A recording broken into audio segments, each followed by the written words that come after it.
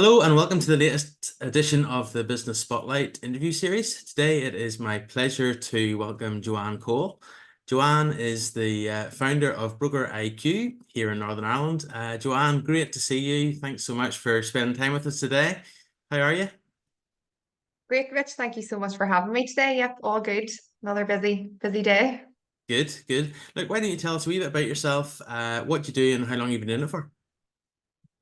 As you say, my name is Joanne. I'm the founder of BrokerIQ. We are a client engagement platform that sits between mortgage, insurance, protection advisors and their clients. So we are built specifically to facilitate the process within a mortgage um, application, insurance application, protection application, and really facilitate that process also for the client because I identified a gap with the client. My background randomly is not in financial services or technology. I actually am a qualified teacher. I taught for almost 16 years.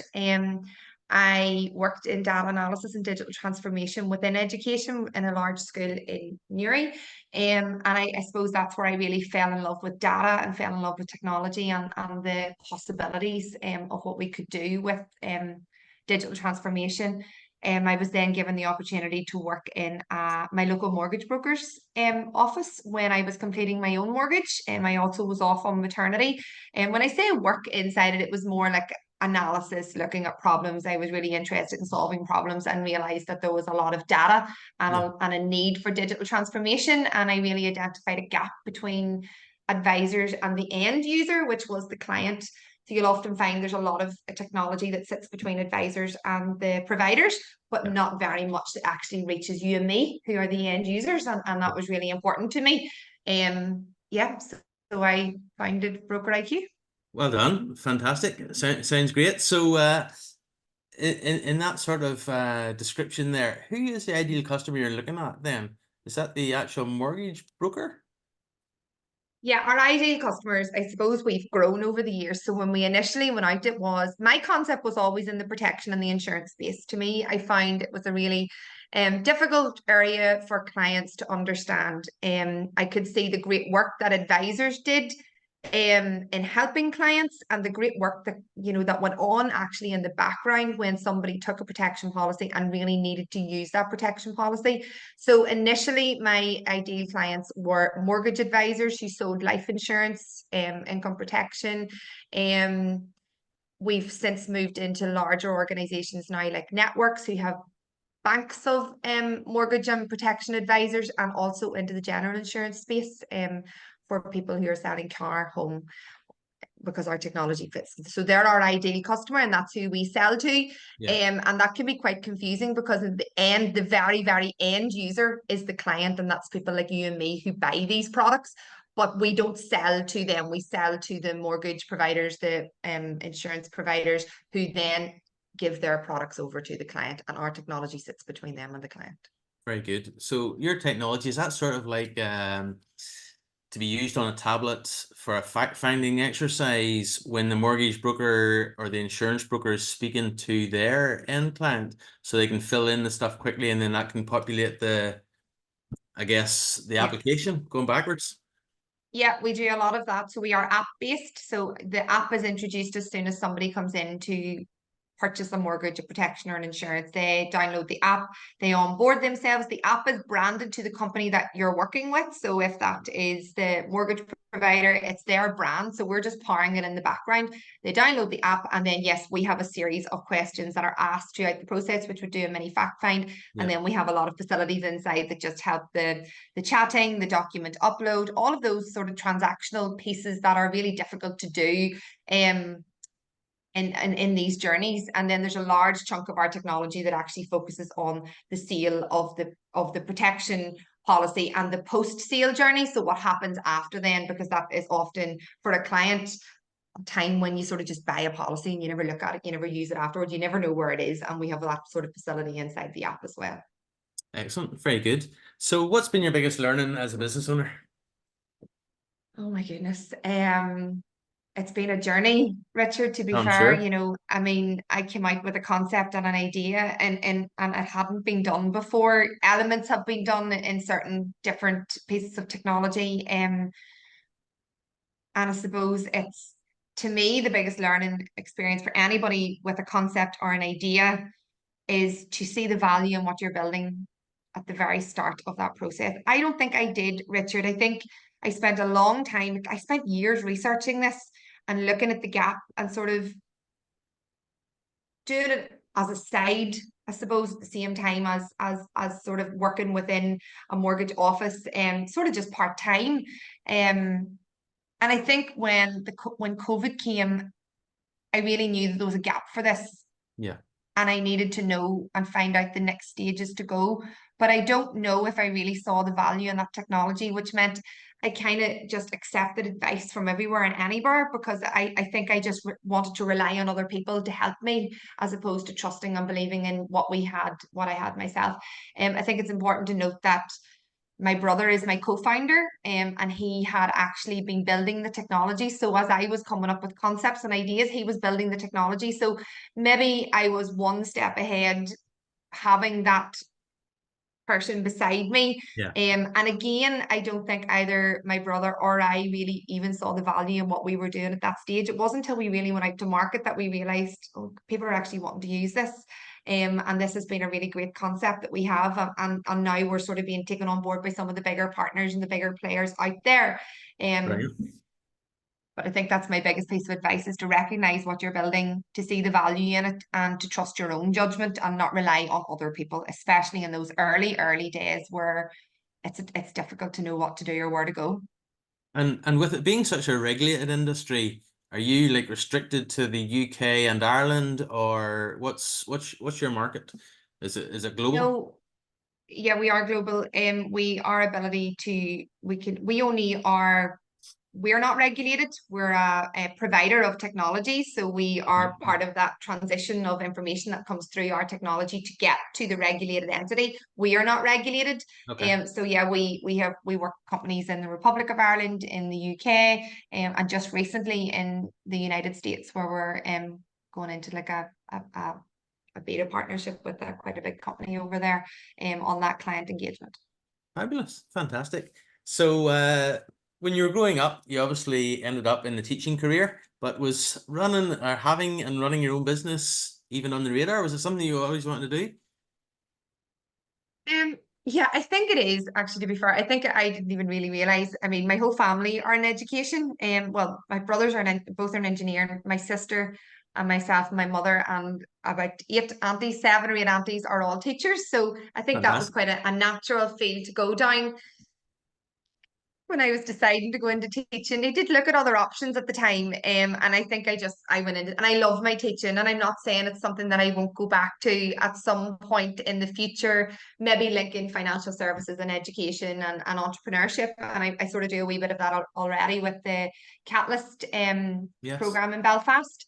Um, but my father, I suppose, was a businessman, was an entrepreneur. He'd sort of started his own business, had seen good times, failures, picked himself up, had to get on. So I suppose I've always sort of witnessed that self-employed, having to go out the real grind of having to go out and build a business and keep a business Yes. going. So I suppose that it isn't totally remote to me, and I think that absolutely helps. Um, from early on, even from working my first part-time job in our local shoe shop here in Donaghy Shoes in Banbridge, I worked at that even when I was teaching, because Yeah. I enjoyed that being out among people, sort of working in that environment. So I suppose there was always that pull for me. I was going to I say, think it and wasn't until I found the data. Yeah. and every lady's bound to love working in a shoe shop. Mhm. Yeah. Yeah. I had the money spent before I actually made it, which probably wasn't very entrepreneurial of me. But there Yeah. you go. Yeah, it's a bit of a Yeah. running joke. I know this story very well. Not from myself, but from my lovely wife. Yeah. So very good. Like, what have you learned about yourself in this journey? It's obviously been a huge stretching time. It's been a time where this wasn't even something that was, I guess, something that you've been trained in or educated in or working in. It was like you say, you identified this gap and now you're up and running. So what have you learned about yourself in that process? I'm very determined. I think I've learned I'm determined. You know, it hasn't been an easy journey, Richard, and it would be wrong of me to paint this lovely picture that it's sort of happened overnight. It has been difficult. It has been the most amazing journey that I've been on.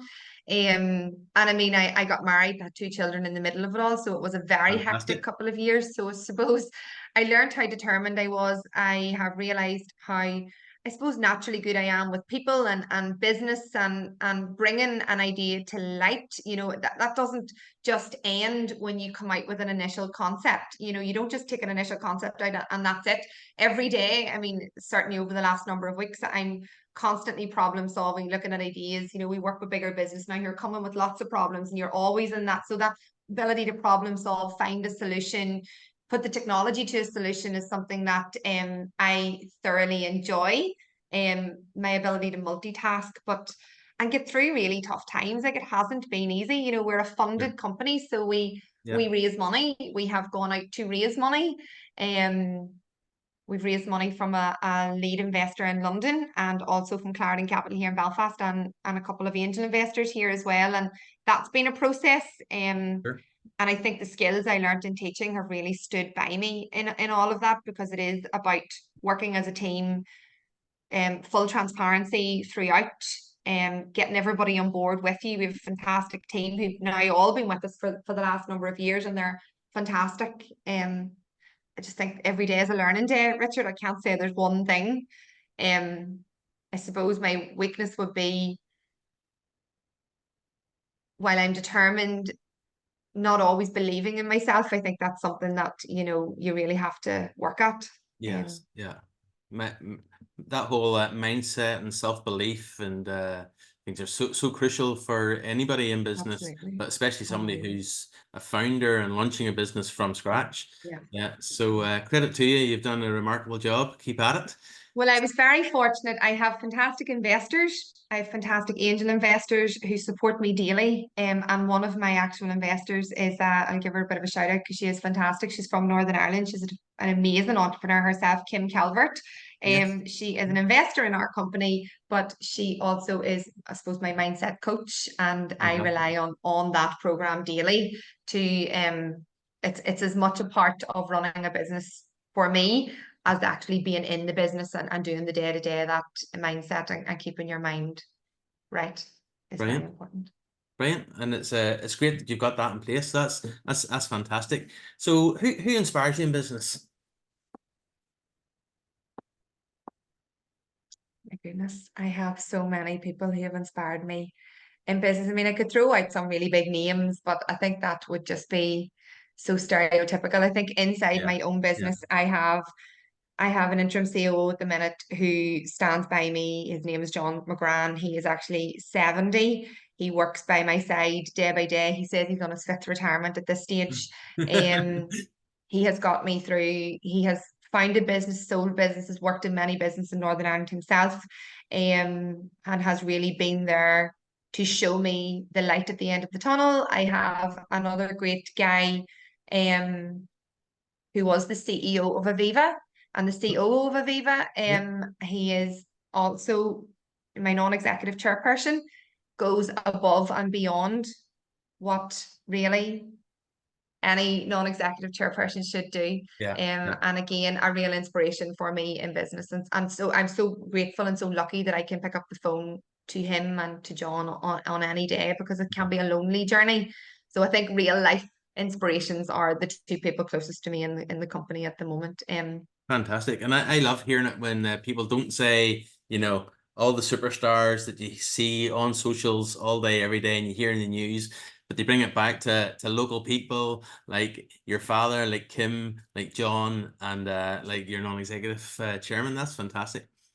Well, I think you have to, like, I mean, I sort of find myself, Richard, I find myself here. I don't know if I went out looking on this journey. I never looked to any big business entrepreneurs and thought, oh, that's who I'm going to be. At Yeah. no point in time Yeah. did I look at that and think that's the goal. I think I just founded myself here, and the people that I need to look for inspiration are those closest to me. And yes, my father is a big one, because he has had difficult times and he's had to rise up and build himself up again. And that has been an inspiration to watch over the years.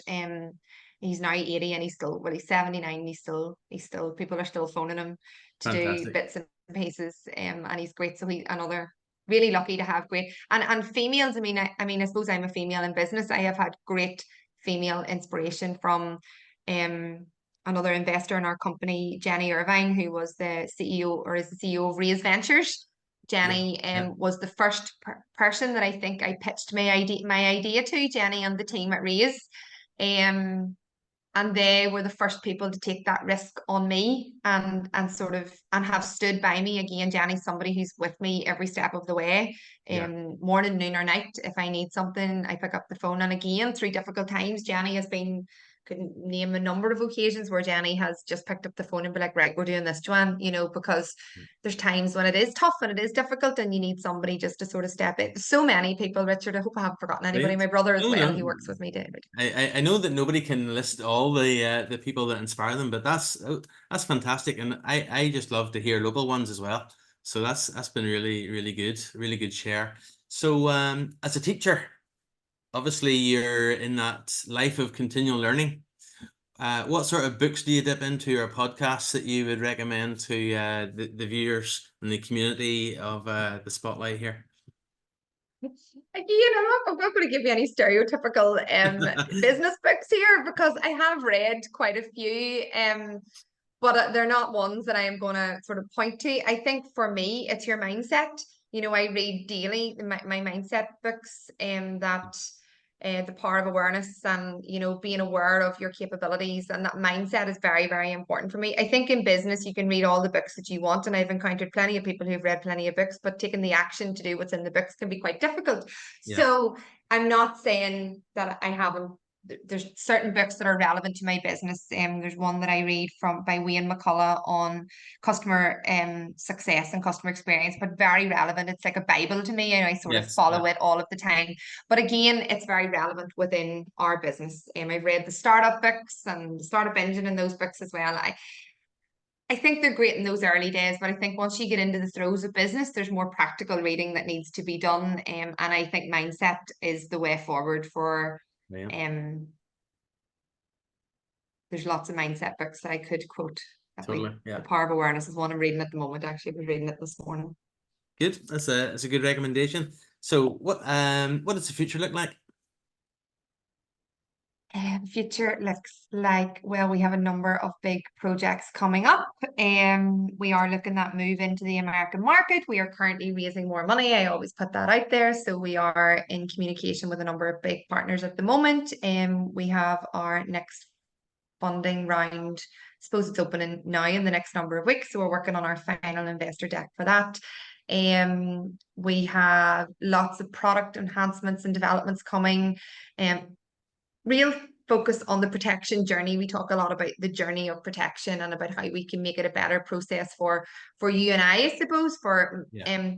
a big thing in our industry at the moment is consumer duty and that duty of care, and how we can use technology to ensure there's a real duty of care for our clients. And I think that's a particular strength of our technology. So we're really working through that. Yeah, lots of big plans for the future. Brilliant. Well, look, every success in those endeavors, and look forward to hearing and seeing more of you and Broker IQ all over the Northern Ireland media and the global media as you just soar. So that'd be great. You're not that old, so we don't have to turn the clock back that far. But if you could wind back time to when you were 18 years old, what would be the best piece of advice to give to an 18-year-old Joanne? Oh my goodness, this is something I do an awful lot. I look at the 18-year-old me and I'm not even recognizable. I don't even know who that person is now, knowing who I am now. Um, I would say be more open-minded. Obviously I'm a teacher. The education system sometimes pushes you down certain routes. I think it's getting better. It's absolutely getting better. And there's apprenticeships and there's, we go into schools with Catalyst, and there's great organizations out there that show how to do design thinking and entrepreneurship. And I think it would be to take a step back at that stage and maybe not just follow the trend. I think that's what I did. I sort of just went Yeah. down what the trend was of going to college and getting a degree and going out, taking a bit of step back to look inside and say, you know, what is it that you actually want to do? Because I do think even at that, as that 18-year-old me, there was that pull for me to go into something else. I just didn't have the confidence to do it. Maybe there wasn't the Mm. support. And teaching was natural for me, but I'm not going to say that that was something that I ran into with open arms. You know, it was just a natural place to go, and I thoroughly enjoyed it, and I was good at it, and I'm passionate about it.